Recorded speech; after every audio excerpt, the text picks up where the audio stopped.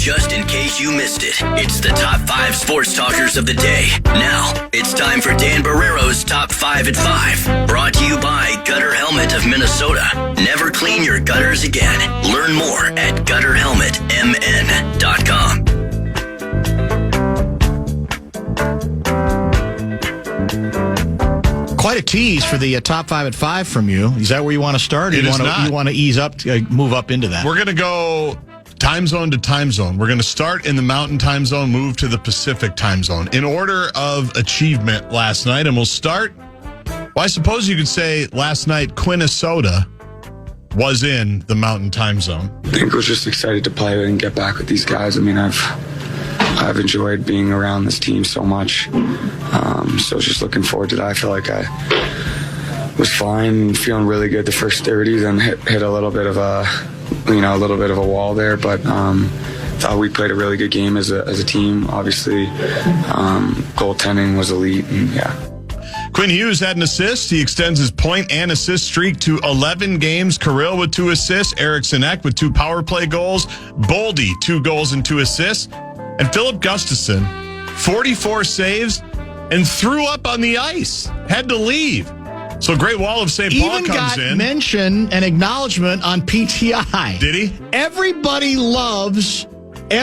is weirdly fascinated with players puking on the field or on the ice. You we don't see it can't very get often. away from it. It's this odd curiosity we have. But the Wild win 5-2. Their winning streak is now 6 games. You pull up the standings. They are a point ahead of Dallas in second place in the Central Division and 5 points back of the Avs, who they beat last night. No rest for the weary. It's a great win. They're right back at it tonight against the Utah Mammoth, one of your favorite names, the Utah Mammoth at the Delta Center. And then What does their mascot look like? Like a mammoth. Like a woolly mammoth? I think so. Oh, okay. I've never seen it, but Okay. I'm just assuming. All right. And then Quinn Hughes and his brother are going to be on Fallon, I think. Then Quinn Hughes is going to be on SNL tomorrow, and then he's coming back to play here on Sunday. Let's set the rotation for the playoffs here. Let's get it going. I'm a little worried that there's going to be some envy and jealousy on the team. What if there's some resentment? I think they like playing with him so much it doesn't matter. I think it matters? I'm worried. Let's not run him into the ground here. Yeah, that could be a problem. I know he's Quinnesota. He can play 30 minutes, no big deal, but at some point he's got to get some rest and get ready for the postseason, although he was great last night. So that's what happened in the Mountain Time Zone. Let's go a little bit further west. Late night. Intuit Dome. And with it, far side against Chris Dunn. Setting him up for the step back, perhaps. Now in the corner, he's going to let it fly. Oh! Clutch again for Anthony Edwards. Right in front of his own bench. That is big time. Appreciate Alan Horton on the call. This is 31 points. You have the inbox open, don't you? No, it's something else. It's going to annoy you too, but I'll get to it in a couple minutes. It's going to annoy you. Oh, really? Yeah. Okay. It's going to annoy you, and that's fine. But I can that's be okay. annoyed. That's it's okay. Friday. I can be annoyed. It falls into the classification of the love we lost, but go ahead. Oh, I'm interested. Yeah. 31 points for Ant, Rudy Gobert, 11 rebounds, I should say. Julius Randle, none of the above. Didn't play very well. What's going on with him? He's struggling. You'd think His aura ring is on red right now. Oh, man. His aura ring is malfunctioning. Well, that could be. Even his aura ring might is need like, a new one. Enough with my aura ring. I imagine, I haven't played this soundbite, but I have to imagine Finchie is super excited. Super physical, not the prettiest game to watch for sure. I thought, the key to the game was the unit that was in there. End of the third, beginning of the fourth. Oh, I thought he was talking about we got a little bit of slow-mo rhythm. in that soundbite. Looks, ball kind of moved. We moved a bit more. All right, so they won. Finchie and Ant got into it a little bit. Here's that exchange, or at least Ant's version of the exchange. Christina Pink, I believe, is the sideline reporter. Well, it looks like you were showing some emotion down the stretch here as well. When you hit that three, looked like it said, that's what I do. Yeah. Why? I mean, because the play before, Finchie, when I took the mid-range over two, he was like, pass the ball. And, I just told him, like, you don't want me to pass the ball. You want me to shoot it. Johnny, who was at the game last night, then took a red-eye home because he's a family man. That's how he is. Father first, dedicated. asked Finchie about it. I should have pulled the audio because it was a Barrero-like question for Johnny as he's trying to weave his way into the tension. He was trying to have a conversation, not an interview. And Finchie basically said, "No, that's not what I said."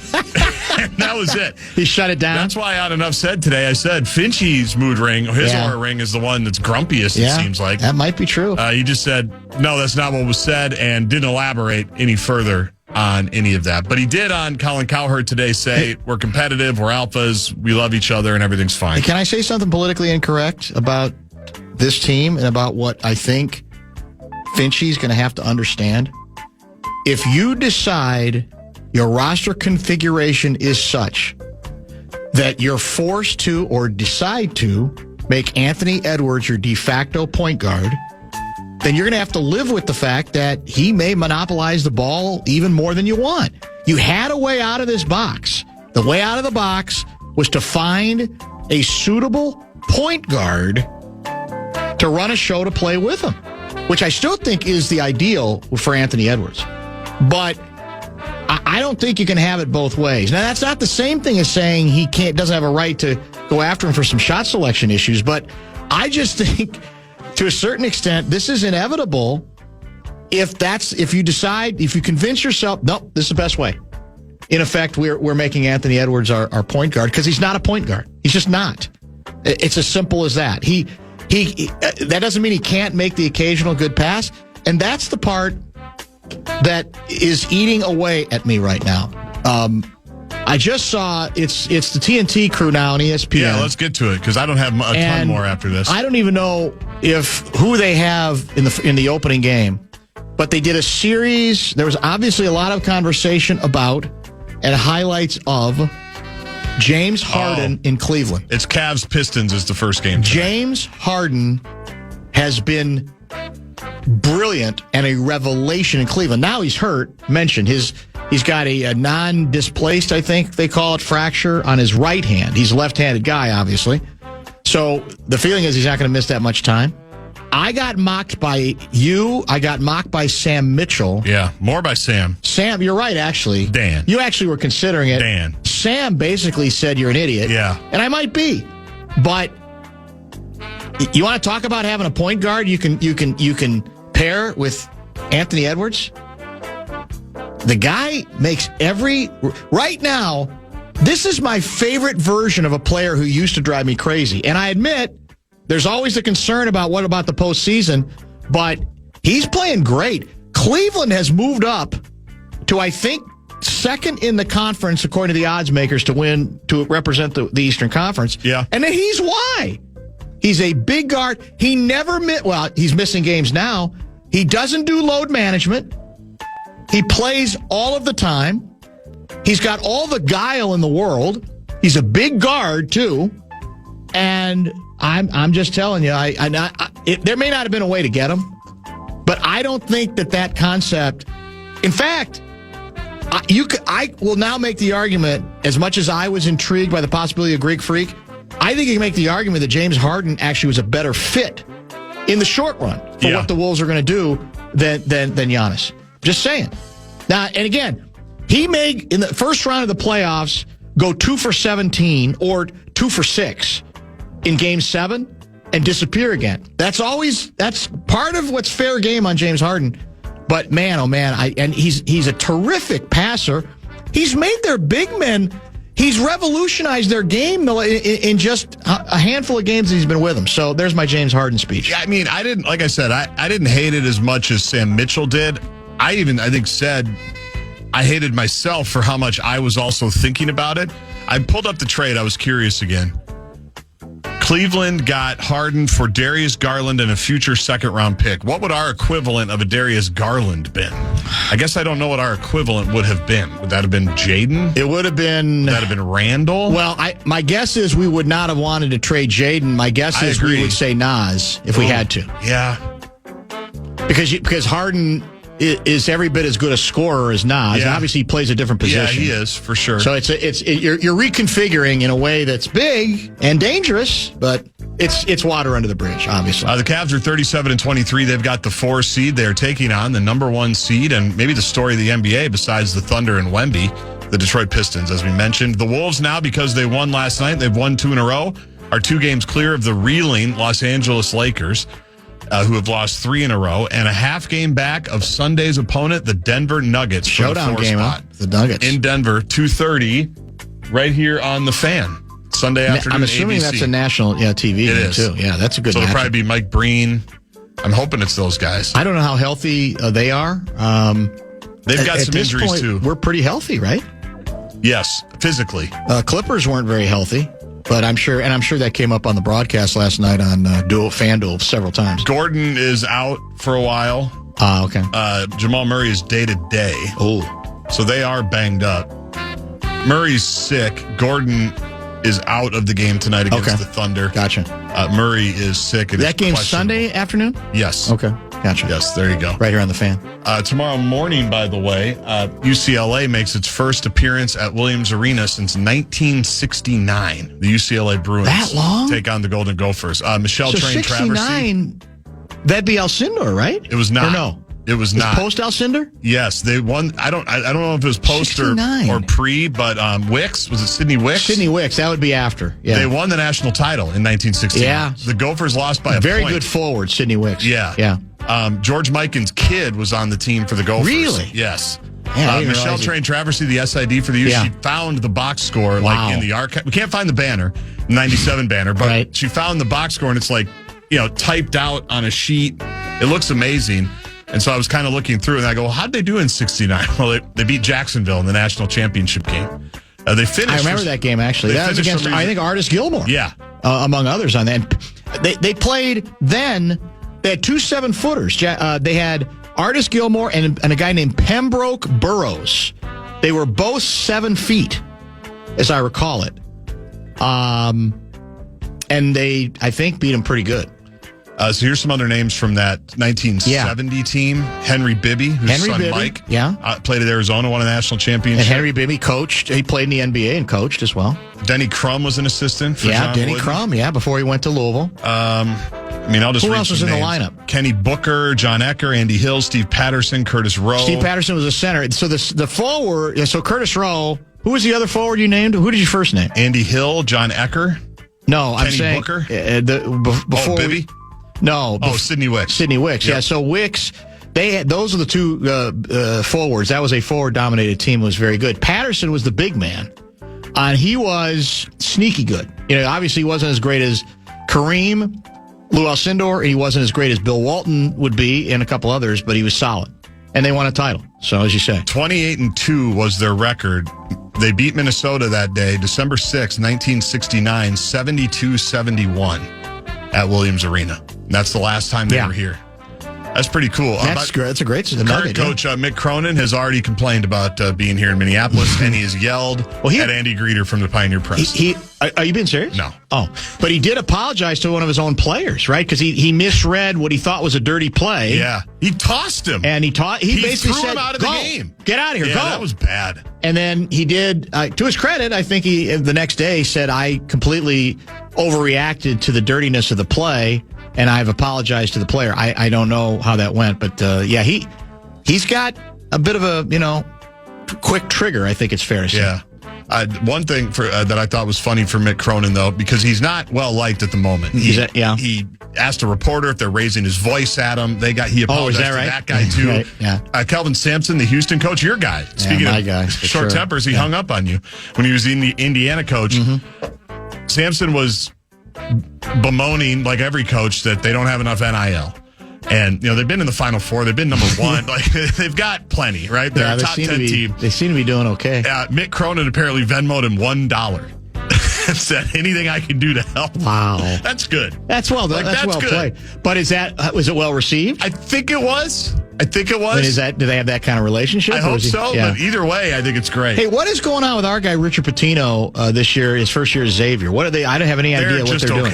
Just okay. Yeah, just okay. In fact, he had to. Are they on the bubble? Or are they? No, I don't think so. Oh, they're not even close. And he just played he just was in the meat grinder, not because of his doing, but it's also Richard. Like, they were playing Providence, which is his alma mater, where he went to school in the Big East a few days ago. And Jeff Goodman, a national reporter, who's kind of annoying, tweeted something out like, if the Providence job is open, Richard Pitino would be interested in it, like right before they're about to play. Which is not helpful. Probably not. Not helpful. That's probably not. So the next day, Richard tweets something out like, excited for the game tonight. Very excited for what we're building at Xavier for many years to come. He had to do. Now, again, we know Richard can find his way into coaching rumors and to get contract extensions. I don't think he's always discouraged those. No, he hasn't, but it's just classic. Yeah. It's his first year at Xavier, and he's already having to deal with it. Yeah, and that's probably not a lot of it is about NIL, of course. Right. Because Xavier probably doesn't have much, but there you go. All right, long, but it was good. We're a little late. We'll do a shorty, get to a couple of texts, and then prepare for Lavelle, as usual, at 5:30.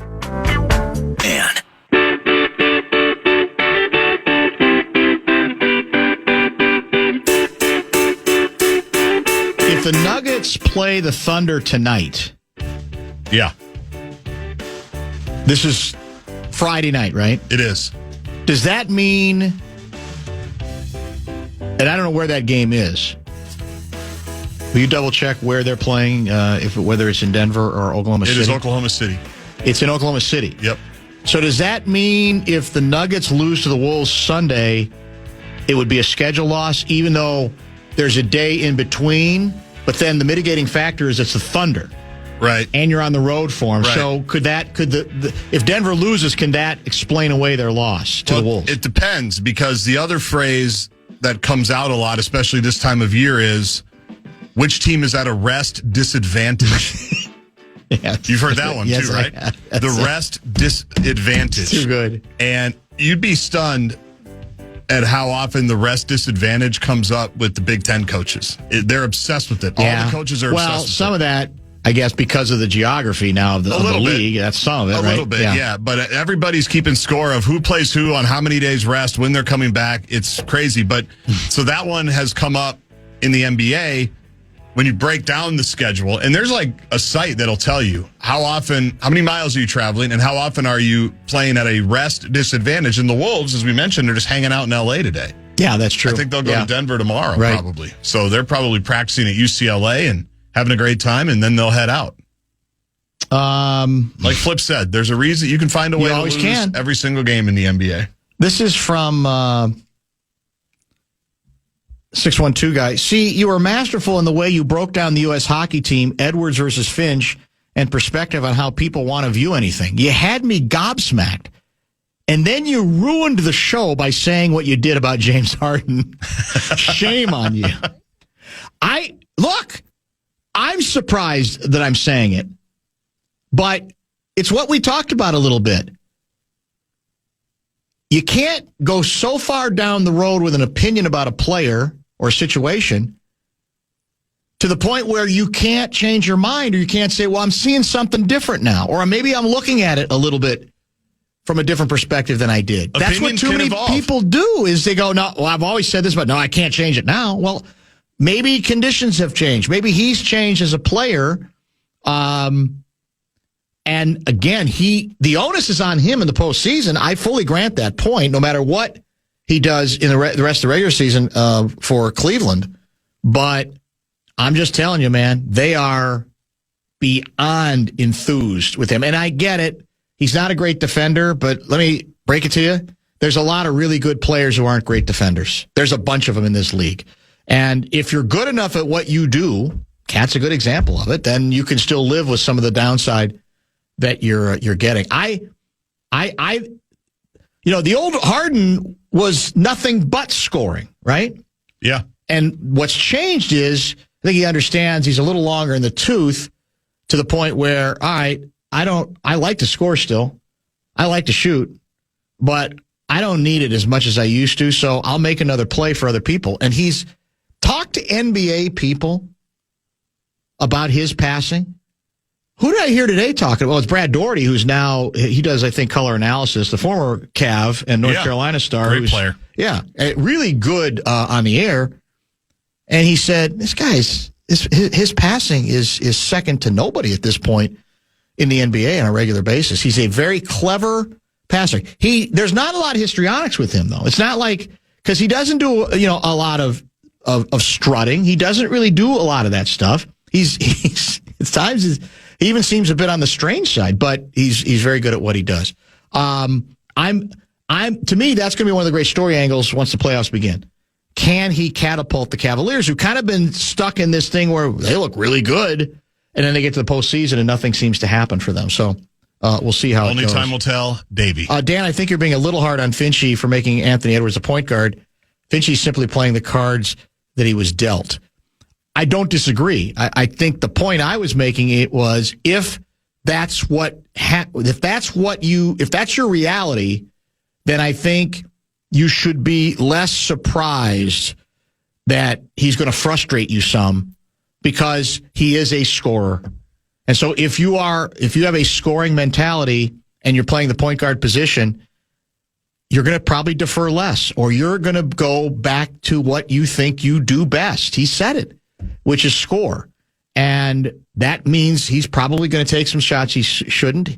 It means he's probably not always going to see the court as well as he should. I think, Finchie is dealing with the hand that's dealt, but then he has to know, all right, well, what we're doing here is imperfect, and maybe I shouldn't be all that surprised. And again, what do we say about the other day? I mean, there was all this discussion about Luka throwing the ball, passing the ball to LeBron late when Luka had a better shot. And that's true, but it's not the end of the world. It does happen, right? And the idea that, you see what happened there? But he kind of left LeBron hanging out to dry. Okay, it's one game. That is an example maybe of overanalyzing, and I'd say probably the same for last night. My guess is, like I said earlier, for Finchie it's more, we won the last two, but neither of them should have been as hard as they were, and maybe he sees habits that he's still concerned about, and that goes back to threading that needle on when you don't overreact to some mistakes, but when you don't let inertia set in and just say, hopefully it'll get better. Well, if you're the coach, you're going to occasionally call some stuff into question as well, so we'll see. If you have questions for Lavelle, hit the Bradshaw and Bryant KFAN text line at 64686. We'll see if he was watching any. If the Twins, what did I say, 17-5 loss to the Yankees? I think that's what you said, yeah. Or 16-5, something like that, was on TV at any point locally. Did Lavelle watch any of it? It wouldn't have been because Provis was in with the power trip today. They're not doing that for a while. You know what I'm noticing? I noticed the other day they're picking up other feeds. Like yesterday they played the Pirates, and it must have been the Pirates feed. Man, I can't believe I've missed it. So text me next time. Yeah, what was I doing? Give me a heads up. That's probably the bigger question. Is like, what the hell was I doing? Lavelle on everything when we come back.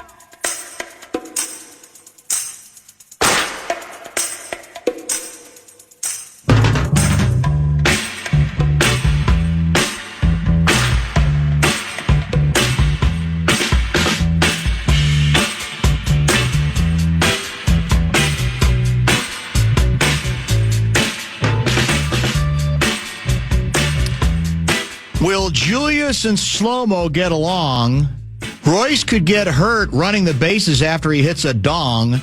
Do you think I'm sexy is Lavelle's go-to happy hour song? Wolves in 5. That one's a stretch. And look who stopped by. We motivated him a week ago. I knew calling you out would work, and here you are. Good to see you, man. You sounded good to see you. Good to be here. You just sounded terribly vexed last week. I was trying to tell you I couldn't make frustrated. it. So I told myself if I'm in the region on a Friday, then I would scoot over. And I was downtown Minneapolis. Yeah. So I said, I'm going to drive over then. And it's good to see you. Although I didn't know, I forgot about the construction on 394. Eek. Well, I think for the weekend it's supposed to close between downtown and 100 again. And I don't know do we know what construction that is? I have no idea. I don't go downtown. I don't know what they're doing. I just know lanes are shut down. It's supposed to be they're ugly. using the express lane to come westbound out of the city now. You are correct. Yeah. By the way, Gaardsy, you're getting ripped.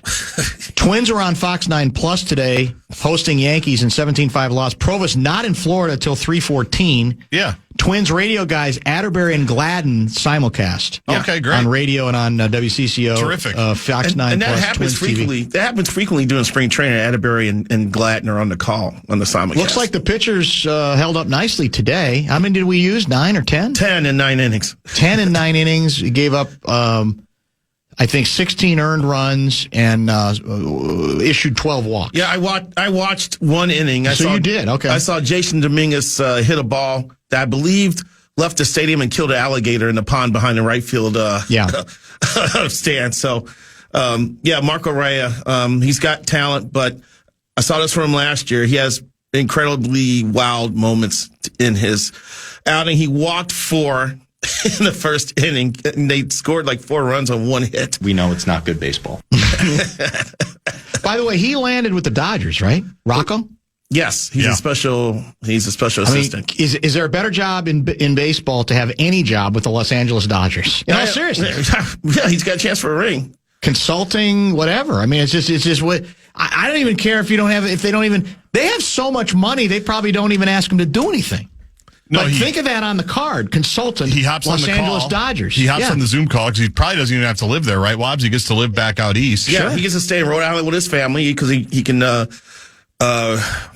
be with his family. I keep forgetting his other son's name. The one is called Enzo. I can't remember the other one. And a daughter.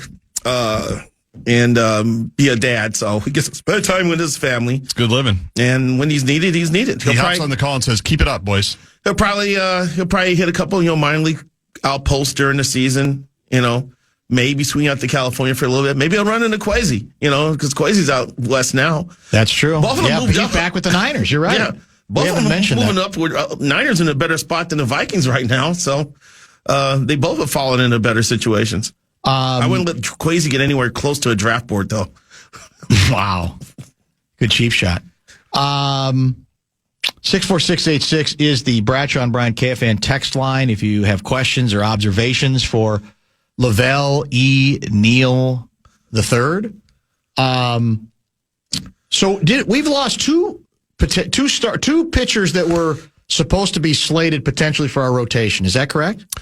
Yeah, we're talking about Pablo Lopez out for the year, who just had elbow surgery. But who's the other guy? David Festa's got the shoulder issue. Yeah, he was a candidate to land a spot. Yes, yeah. So now this pitching inventory, this starting rotation inventory that the Twins were banging their chest about, just a month ago, is taking hits. Here, they're down to like 6 guys with experience. Taj Bradley decided not to pitch for Mexico in the World Baseball Classic because he's like, wait a minute, I could be the number 2 starter here. And so he good move. He's sticking around so he can continue to build for opening day.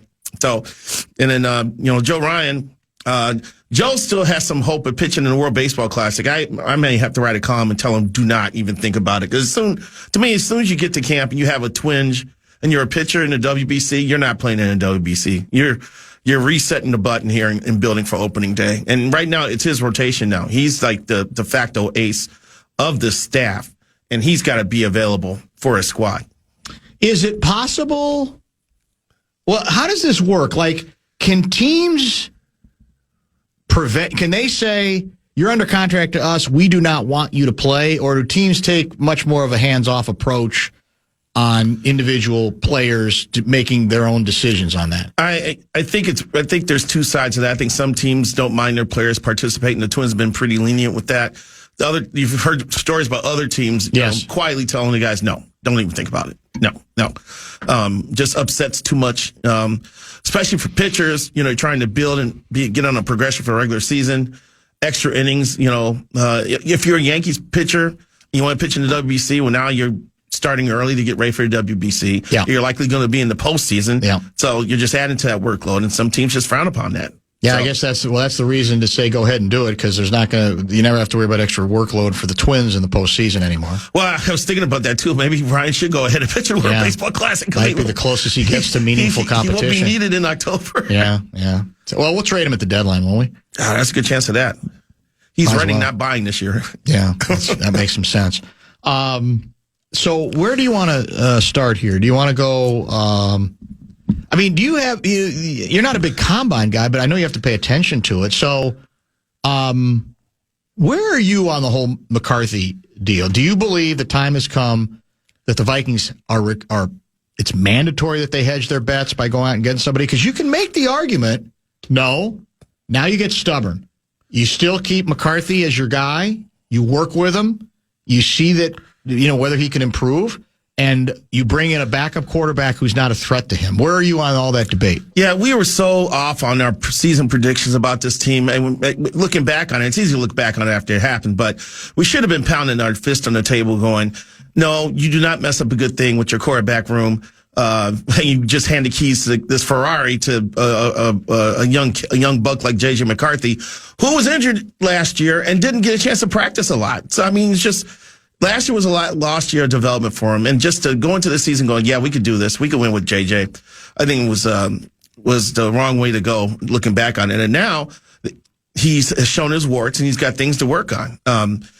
So I'm for bringing in a capable quarterback because it still is a high caliber defense. They still have the best receiver in football in Justin Jefferson, or one of the top 2 or 3 in Justin Jefferson. And you should be trying to win, and you need to have winners on the field. And JJ's not ready to win right now. Who do you want? Oh, God. That's realistic. I hate to say Aaron Rodgers is a possibility. You don't have to apologize if you believe it. He's got to be in the conversation. Would you make a trade to get the rights to Derek Carr? He's still under control. He is still under control of another team? He's on the books with the Saints, apparently. That's what I've been reading. So, or what about Jones? Are you willing to pay the freight on Mac Jones from the night? They claim you're going to have to make a hell of an offer for us to trade him. That could be posturing. I don't exactly know, but how much would it cost? I mean, that's the question. I've never how much it would cost to make a trade for Mac Jones. So at this stage, I'm guessing the Colts are going to wait till Daniel Jones to get healthy, right? And, yes, and roll with him because they're going with him. Anthony Richardson wants out, but we can't consider Richardson if you have J.J. McCarthy. You can't have 2 project quarterbacks. I'm not even going there. No, I'm not even going there. Yeah. But there are people saying there's mutual interest, and I just don't think that's logical if you already have 1 project in McCarthy, right? I mean, you don't want 2. And I mean, Rodgers was slightly above functional for the Steelers last year with less talent around him. Yeah, than he would have. So, I was dead set against it a year ago. I was kind of nauseated by the reports that he had a conversation with KOC. But now I'm like, well, for 1 year, he could come in and try to right the ship here and see if they can push the Vikings into the postseason. I'm also a Marcus Mariota guy. I'm not sure if you have mentioned him before. Yeah. I like to see him in the system. He'd be cheaper. And I'm influenced because I watched that one because I was in Seattle for the Vikings game, and we got done, went back to the hotel, and the night game was the Commanders at Denver. And Mariota basically put the team on his back in the second half and tried to keep him, in that game. And I was like, hey, this guy looks like he's made some progress. He may be a fit. Yeah. So there's a few options out there. But, yeah, I expect to see a veteran quarterback a starting game 1 for the Vikings next year. You're getting ripped via the Bradshaw and Brian KFAN text line. Dan, funny how Lavelle actually rips Quasi now that he's out of town. Never once did he do that in his column, ever. That's from Tom out of Blaine. That's enormously false. That's false? Is that fake news? Yeah, it was a hoax. Okay. I was on the list of people who knocked him for his drafting. And in my 2026 people to watch, I basically put Quasi in the hot seat about he's got to have a complete offseason. That's free agency moves as well as drafting well. Of course, he never got to that point because the Vikings decided to move on. So, I was a skeptic. It's been like that over a year. We've been talking about his drafts for the last year or two, So, yeah, no, I have never gave Quasi credit for anything. He has his fingerprints on the rise of the Lions, for goodness sakes. Trained for Hawkinson. And what was the other move? There was a draft pick didn't they use a draft pick to get a receiver? Was it Jameson Williams? Jameson Williams ended up with the Lions thanks to us. Yeah. Exactly right. Quasi's he should get like a playoff share from them. I used Microsoft Copilot AI today to predict wins for all Major League Baseball teams in 2026. It came back with the Twins 91-71 and winning the Central. I think Microsoft might need to tweak Copilot. I don't even know what that is. I've never touched Copilot. I know it exists. I don't know how to use it. You a big AI guy?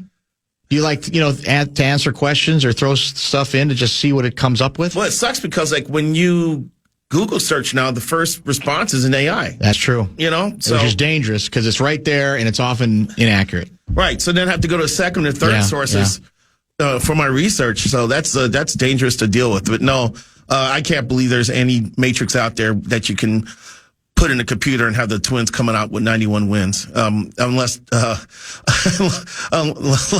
Pohlad owns the OpenAI Copilot. I mean, wow, Lavelle sounds great great today. What's the difference? Being in studio does take away from any sort of Lavelle bingo when it comes to the phone. I've been on a roll with connectivity. Actually, you have. You're right. I mean, today the guy who's you were still getting ripped.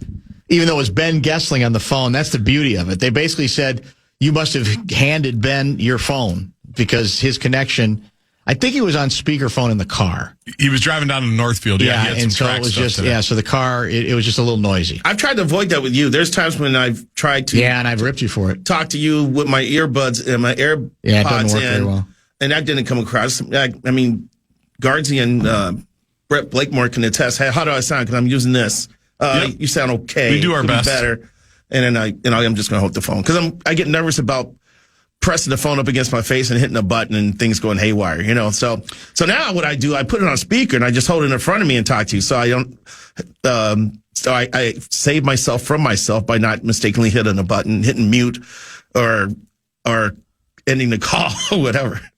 That makes sense. I do appreciate, though, anytime we have any kind of phone connection with anybody on any day, the texts come in asking if they are using your phone. It's a great legacy. Every time. That's one of your signatures on this show. There's no question whether you like it or not. I don't think I deserve to catch strays on this one. Well, you probably don't, but at least that means you're in their head. Because you've had some interviews with persons that had to hang up and call back. Yeah, we have had that happen from time to time. That's very true. Are you prepared to apologize for what now? No, it's not that bad yet. I mean, I think there's a real good chance. You said you're heading to spring training Wednesday, correct? Yes. But once you get back, you may have to spend a lot of your time in St. Paul, man. We might have a hockey juggernaut on our hands in St. Paul, Minnesota.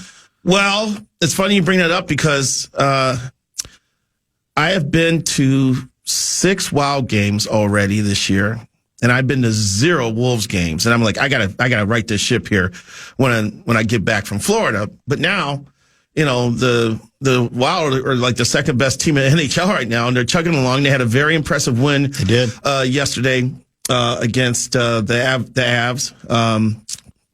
And Gustafsson was so locked in. They ended up hurling in the third period and had to leave the ice. We're like, why did Gustafsson leave the ice? And then that overhead shot of what he left on the ice was there. And I think Wallstedt gave up that goal because he didn't want to get down on the ice because that's where the vomit was. Can you blame him? No. Yeah. What you think about it? Did they ever scrape that stuff up? I mean, did they get it out of there or they just let it freeze into the ice? How'd that go? I don't know. Gaardsy, do you remember? What they did with the vomit for a while. Did they leave the vomit there? Yeah, because I think Wallstedt went out there and Russo or somebody said he doesn't want to do his butterfly. He doesn't want to get down. That's on a football field. That's what they tend to do. If you're a lineman and you upchuck on the field, they just sort of leave it there. Yeah, and then you got to work around it, I guess, which doesn't seem very savory to me. Have you on deadline before you sat down to write a column? Have you ever thrown up first?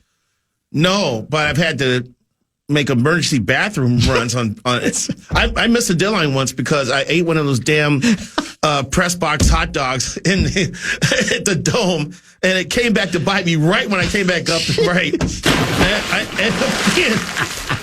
ended up having to make a deposit. Oh my God! It was and I missed the deadline by 10 minutes. I opened the door. Only you could take it from vomit to another direction, even less savory than the first.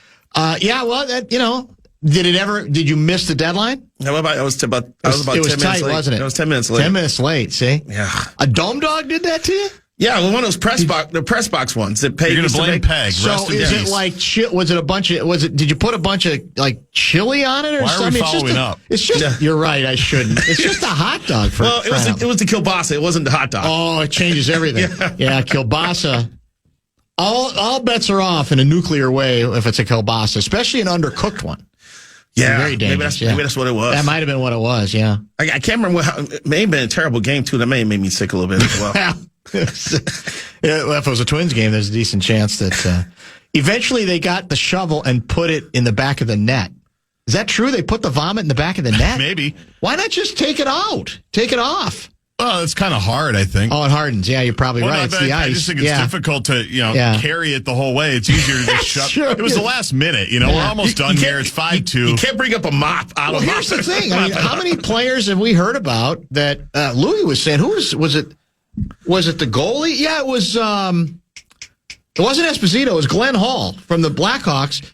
He was one of those athletes allegedly who had to throw up before every game in the locker room. It was like this tension release. The part I've never understood, I'm not a great vomit mind, but when I have gotten sick, I get like so dehydrated and just, like worn out that I couldn't think of doing anything physical after that. And yet we got players all the time. Yeah, I upchucked, I came back out and I hit 4 home runs in a game. So I don't know. There must be an art to that if you're an athlete, which I'm not. I never covered a ball player who said he vomited before a game and ended up having a great game or was vomiting during a game. I don't remember I just remember the Joe Mauer game in Chicago where he thought he had to go to the hospital. He was so sick and he ended up playing, having a big game. Apparently that was the game in which Gaardsy was hungover from the night before sitting in the stands at Wrigley Field. Is that the one? Same one, Gaardsy? Yeah, we were all about 10 minutes from the hospital. Well, the obviously the Jordan flu game. Yeah, I mean the best example of what we're talking about. We haven't had players. Was it a conspiracy about the pizza that he ate, that bad pizza? Yeah, one of the conspiracy theories was they poisoned him. Yeah, so yeah, he claimed that it service. I ate the whole brought pizza. Up a bad pizza or whatever. Who's the receiver? Hell, he used to own Original Pancake House here. Max McGee. Max McGee, going back to the early Super Bowls, was a receiver for the Packers. And he had a notorious story where he didn't expect to be used that much, and then somebody got hurt. That's right. His story, well, he admitted it. He confirmed it. He got just blind drunk and hung over the morning of the game after just spending the whole night thinking, I'm not even playing, I'm just going to get as high as a kite, and ended up having a terrific game. He's told the story before many times. Isn't there a Packers Super Bowl story along that line? That's what it is. That's the one I'm talking about. That's McGee. Yeah, Max McGee's the guy. Yeah, he was, and then he lived here and owned America's Original Pancake House. I don't know if it's still in the family or I remember running into him at one of them. I wonder which one it would have been. I think it was the one. Would have been in Edina. I don't remember where it was. Probably but by Galleria. Ran into him a couple times at the place. Is that one still open in Edina? I used to Edina's still open, yeah. Wow. Yeah, I haven't been to that one in a while. Great but omelets. It's open, yeah. Oh, I mean, killer omelets, though, man. You don't want to eat for a week. There's souffle omelet. You need to share them. You go, that's it. That's my breakfast, lunch, and dinner for 1 week. But they would have you're okay. You'll be making a dome dog deposit if you eat that one, Lava. They had a salmon scramble that was really good there. Really good. It's all good there. Yeah. It's too good. Brandon Cooks, people are telling us, used to puke before every game. Brandon Cooks? Yeah, Robert Smith did. Did you bring him up? Robert Smith did. I don't think it was every game, but he did tell us a couple, because his was caught on tape. Yes.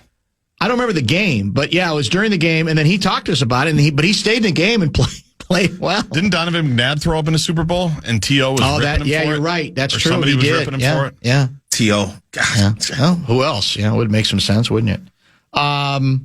Bradshaw and Bryant KFAN text line is open if you have questions or comments for Lavelle. But, I mean, to get back to the puck, what do you think? I mean, I think, the X factor is they've got no playoff equity, right? So you're asking them to almost jump through several stages in 1 year, because usually it's, okay, you get the playoffs, you win a series, then you get eliminated. Then maybe the next year you win 2 series or whatever, that there's steps you have to take.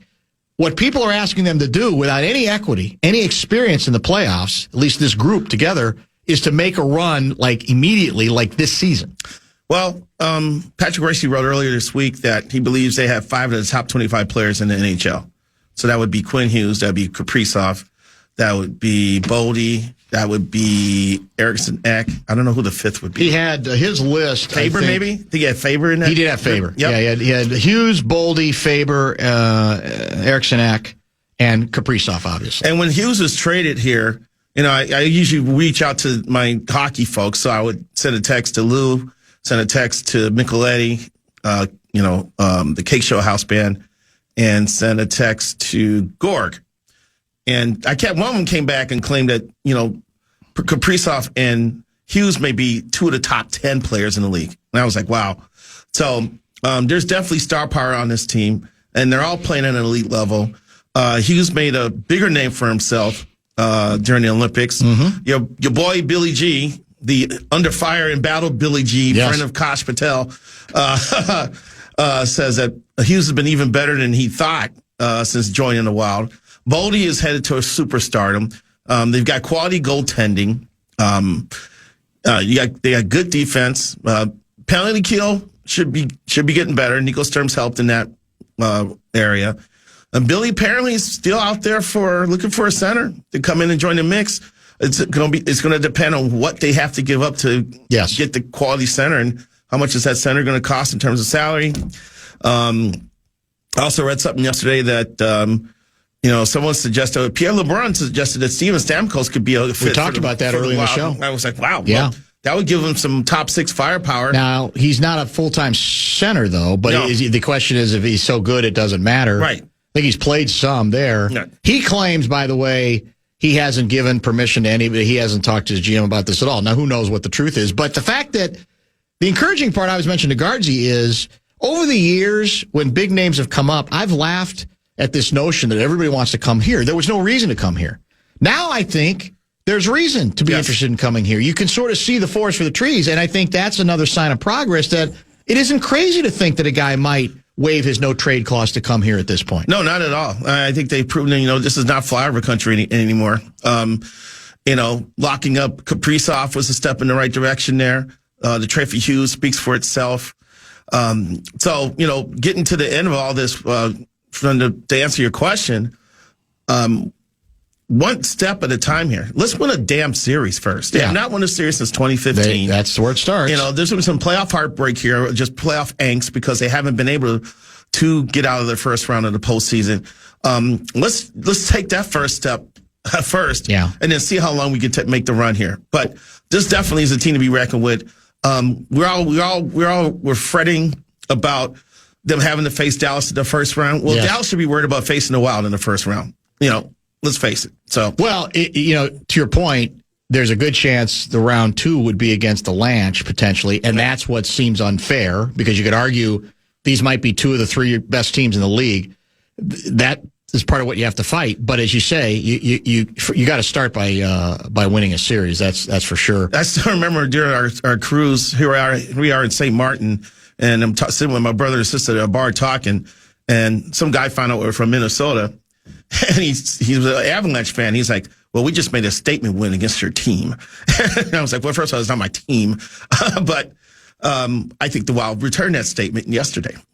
They certainly did. Yeah, it's a very good way to start the post-Olympic break for sure. Lavelle in studio. We got a lot of good text to discuss, a couple of other issues to address. But let's first make this the top of the hour pause. Back in a minute.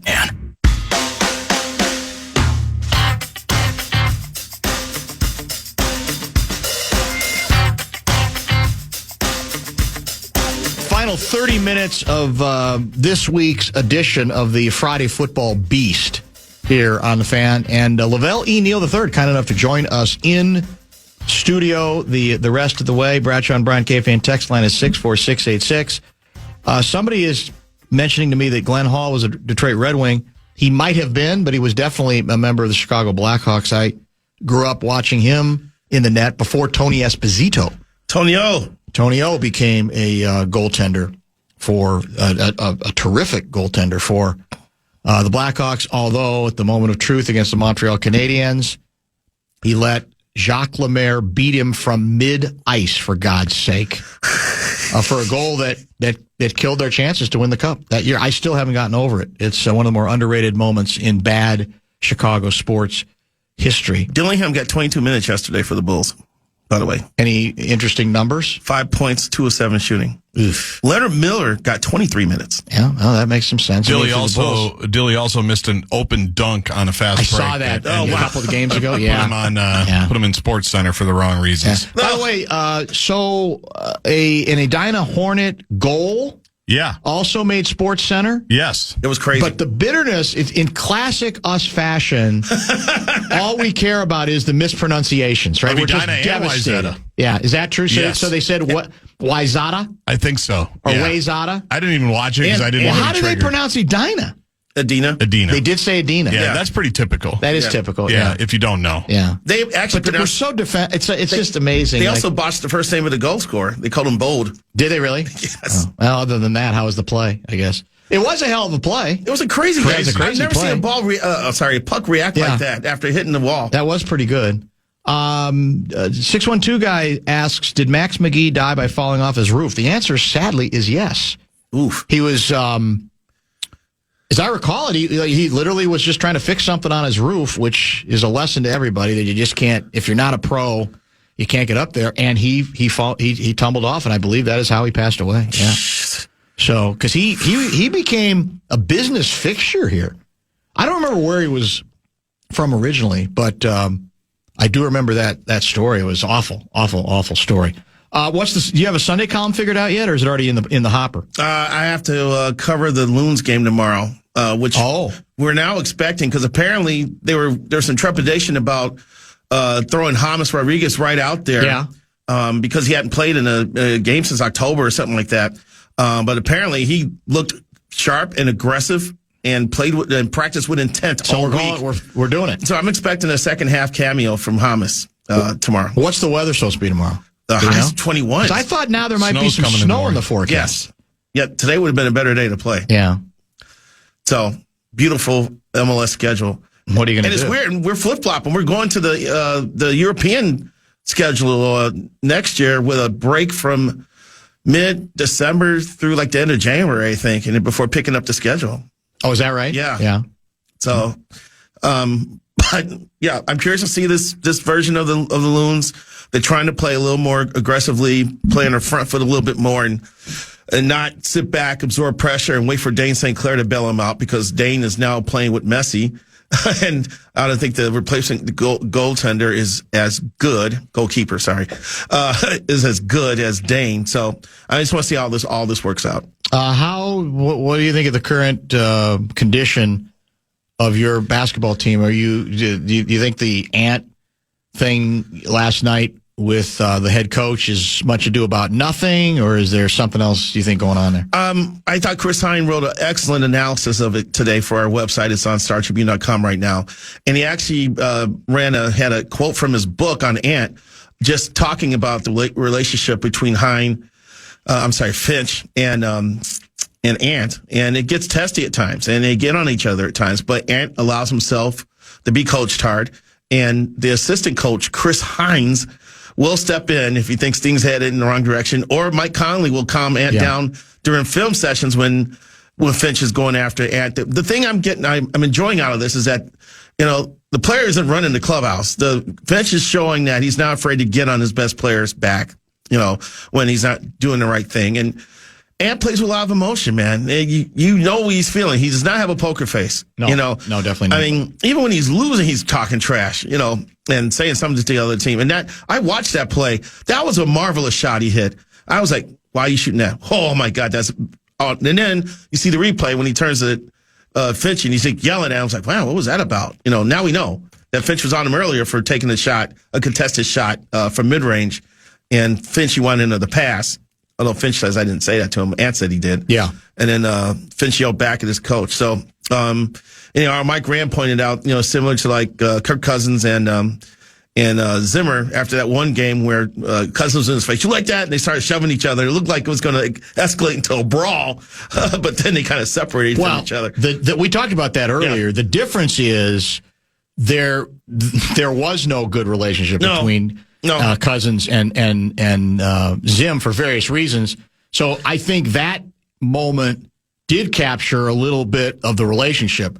I think there's reason to believe in the case of Edwards and Finchy that they've got enough equity and they've figured it out that that's part of what they're going to do, and part of what he's going to do is challenge him a little bit. But Zimmer never liked the fact they had brought in Kirk Cousins because they had to get rid of some defensive players he liked in order to afford Kirk. But Zim didn't want to come back, roll it back with Keenum either.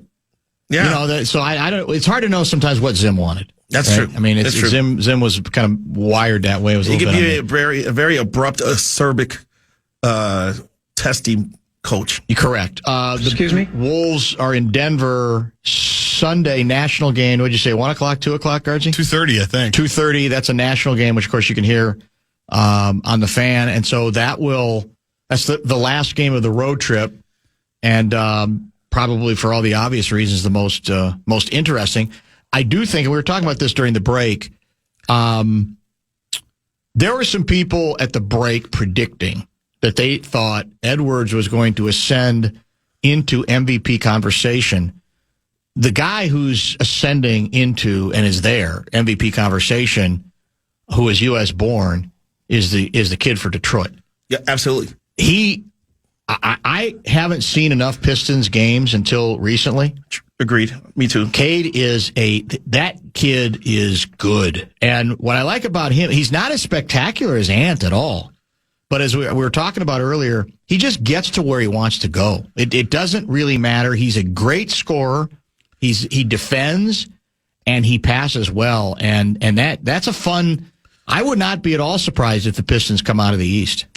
No. And we were just talking about it during the break. Cade's 24 years old. Okay. Two things we were talking about during the break is that he get in this run of foreign-born players winning the MVP because you're in the league now with Luka Doncic and Jokic and Shai Gilgeous-Alexander. Sorry if I botched that name.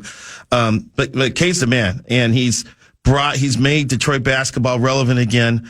He's got perfect size. He's got just everything you like as a player. And he's leading the team, and he's going to be the reason why he's averaging 25.4 points a game. Yeah. So, I mean, it's fun, and the East is going to be great. I mean, tonight, Detroit's playing Cleveland. Boston is keeping their heads above water without Jason Tatum, which I think is astonishing, a great reflection on their head coach there. No question. The Knicks are still, even though all the turmoil and all the drama you're hearing about the Knicks and maybe not liking Cat anymore, they're still sitting third, I believe, in the conference. Yeah, they're 7 games back, but they're still sitting third. So the Eastern Conference post-playoffs is going to be just as interesting and compelling as the West will be, I believe. Did you already tell me what you said soccer is the Sunday column, so that'll be live tomorrow. Yes. You can't get that in early. 3:30 game. 3:30 game in the snow. Is it supposed to be measurable snow? Gaardsy, you're a weather bug. Let's take a look here. New snow accumulation of 2 to 4 inches possible. Oh man, just when I was happy to see no snow in my driveway anymore. God. From the book Instant Replay, Lombardi at a team meeting discussing a fine levied against Max McGee for curfew violation. Quote, the next violation will be $1,000 and the next $2,000. Hell, Max, if it's worth $2,000, call me and I'll join you. I don't know if that's a true story. Instant Replay was the Jerry Kramer autobiography, I believe. A former guest in the Bumper to Bumper show, an awesome guest at when the Super Bowl was Radio here. Row. Radio Row. Right next to Shake Shack. What a week that was. Yeah, that was dangerous. I think we both that week gained 32 pounds because there was all the food choices right there, and none of them were particularly healthy, but man, it tasted good. That's for sure. Little Tokyo got the teriyaki chicken. The teriyaki chicken. Unbelievable. Which, again, is not light, but it's really good. It was like 4 pounds of chicken every time. Yeah, they just piled it on, and instead of saying, no, that's enough, I said yes. And I think you did too. Exactly right. 2019, before Rich Eisen comes over. 2019? I don't even remember. February 2018, 2017 season. Okay. Yeah. That was a fun week. It's almost 10 years ago already. Yeah, I know. That was a fun week. Are we scheduled for another one? We're not, are we? No. I mean, Darren Lavelle came out and said the NFL will never have another Super Bowl in Minnesota. It went well here? That was just him. First of all, he's right, but why pile on Lavelle? I remember the tweet. Don't give him credit. I don't remember that. Yeah, I remember as soon as the game was over, I think he posted it too. Yeah, it was before that. It was in the parties. I mean, the weather? Because of the weather. They couldn't make as much money because of the weather. Well, I always maintain the biggest mistake that was made is you can't have... If you want to get good reviews, you cannot have the media jackals all on Hotel Row along 494 near the airport, which was the case. You got to find a way to get them downtown in the middle of all this stuff that's your only chance. And maybe there weren't enough hotels to do that practically. Right. But that hurt. I heard that over and over from reports. There's nothing to do. We're out here, in the middle of nowhere by the airport. And there's nothing charming about those are fine hotels. But there's nothing charming about all those hotels near the Mall of Hysteria. And that was the location for the media party too. Which you're right. My sports editor got mad because I had a ticket to the media party because unfortunately I covered baseball for my career, and some of my fellow African American writers all cover football. Yeah. So I went to the media party to catch up with old friends, and Glenn sees me. He's like, "What are you doing here? You're not covering the Super Bowl." I was like, "We're meeting friends." So Star Tribune ended up writing a check because apparently there's several of us there that were fringe. Yeah. Well, in all honesty, the other thing that hurt was because we were supposed to do a live Enough Said show. That's right. Downtown Minneapolis. Yeah, it was too cold. And it got too cold. And obviously that was another one of the issues for the media, for everybody. It's like, well, no, that's what got Ravelle going. Yeah, that's what got Ravelle going. It's too cold. You can't do anything. We the were set to activations do haven't it, worked. and was it they didn't trust the cameras functioning, whatever. We were going to do it on the rooftop of some restaurant. I don't remember where it was. It was right on Nicollet Mall. Yeah, good memory. I forgot about that. That's why. That's when I bonded with Brad Biggs of the Chicago Tribune. Yeah, he's a great guy. Because there were a couple of cigar smokers in that group, and Biggs found out about the cigar lunch that I was a member of that used to be in Lilydale called the Perfect Ash. Yeah. So I'm walking in, and the place is packed. I was like, who are these people? And I remember one of the one of the Patriots announcers was there, and I see Brad Biggs. I said, Brad Biggs, what the hell are you doing in my cigar shop? So, and then 5 minutes later, I look over to the other side of the lounge. There's D. Orlando Ledbetter, the beat writer for the Atlanta Falcons. I was like, what are you doing here? So it was like great times, man. That was a fun week. Remember, they pushed back bar time to 4 a.m. that week for the Super Bowl. That's true. That's very rare. I'll take your word for it. I'm pretty sure Biggsy is moving to Gary, Indiana, just in case the Bears play in Hammond. Well, pretty sure, because you can get good deals on real estate in Gary right now. This ploy is working because now the Illinois state legislature are they stepping up? Yeah, they are. They passed some preliminary bill yesterday, and they got to revisit it in a couple weeks.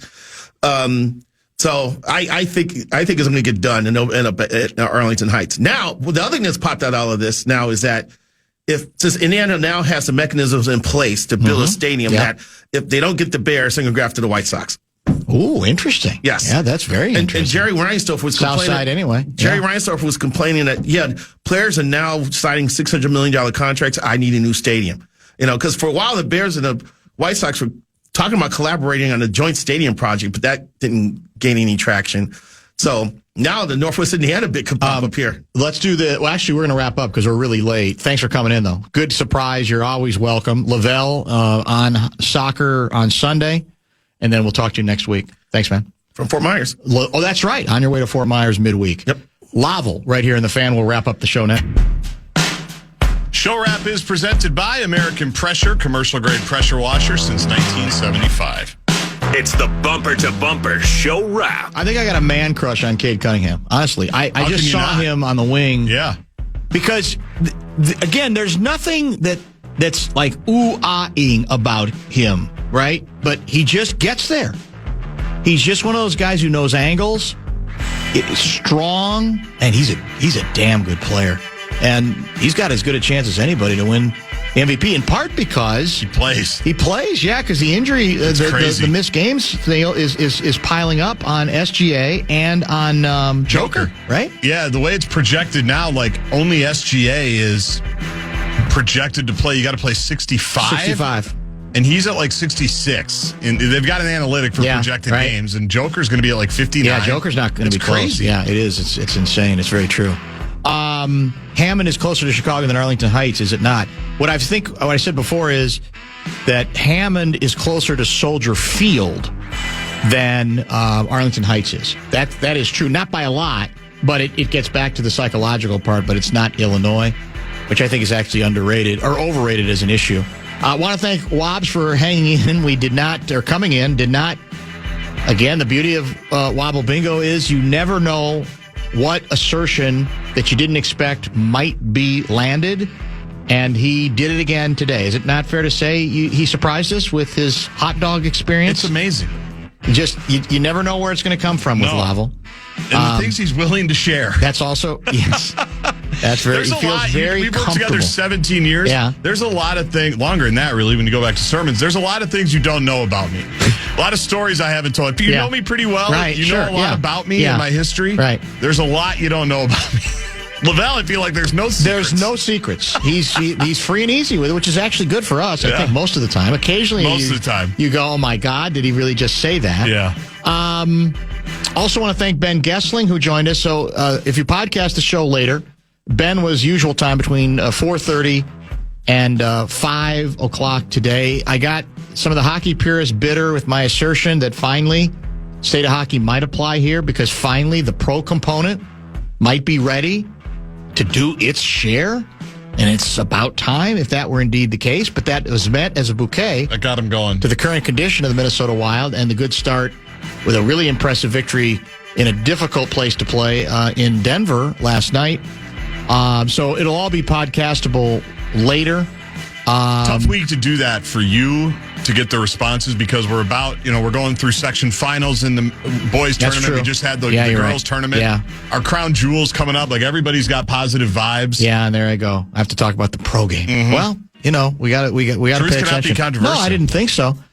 Tonight, Fan and a Man in the Air, and then what?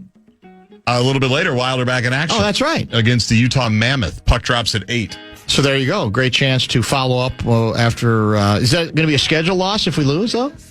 I don't know. Probably. Yeah. I hope with our schedule. We don't hear about that in hockey as much, do we? Quinn Hughes could have a schedule loss every day right now. That doesn't even seem to matter. You're 100% right. Sermon's 2-hour edition is scheduled for Sunday. And I had something I wanted to mention about. Well, you're with the Gopher women. Do they play Sunday? Sunday in Champaign against Last Illinois. 1 conference, regular season conference game? If they win, they are the 4 seed in the Big Ten tournament. Oh, so they don't even need any help right now. Not if they win. They got to win. If they lose, it gets a little dicier. Okay. They still have a chance, but they control their own. They do. Double bye destiny. Win and double bye. Wow, that's huge. Have a wonderful weekend, and as I said, we'll talk to you Sunday morning at 9 on Sermons. It's not good baseball.